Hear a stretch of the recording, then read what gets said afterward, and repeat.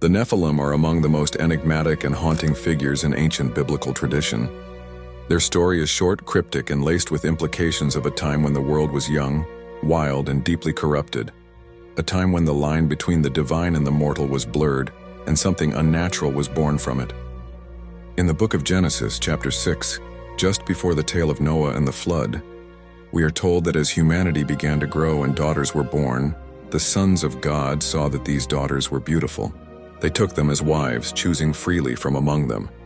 It is then, the text says, that the Nephilim were on the earth, in those days and also afterward, when these divine beings mated with human women. The offspring of this union were described as the mighty men of old, men of renown. The Hebrew word Nephilim is often translated as giants, but may more accurately mean fallen ones, hinting at a darker origin. According to ancient Jewish traditions preserved outside the canonical Bible, especially in the book of Enoch, the Nephilim were the hybrid children of fallen angels, known as the Watchers, who descended from heaven in defiance of divine law.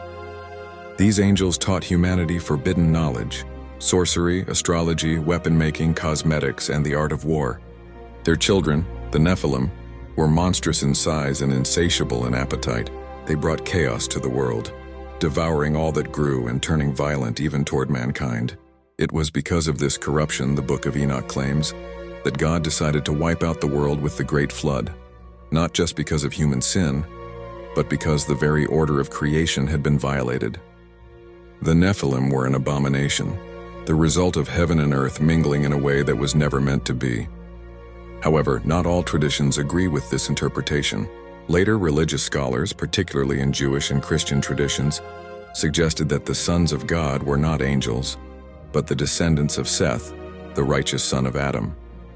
In this reading, the Nephilim were not half-divine hybrids, but powerful human rulers or warriors from a corrupt society. Still, their presence is marked by violence, arrogance, and the breakdown of moral order. Curiously, the Nephilim are not entirely left behind in the floodwaters. In the book of Numbers, when Moses sends spies into the land of Canaan, they report seeing giants, descendants of the Nephilim, so fearsome that the spies say, "We seemed like grasshoppers in our own eyes, and we looked the same to them." This raises unsettling questions. Did some Nephilim survive the flood? Was there a second incursion? Or had the memory of these beings lived on, woven into the legends of terrifying ancient warriors? The Nephilim remain a mystery.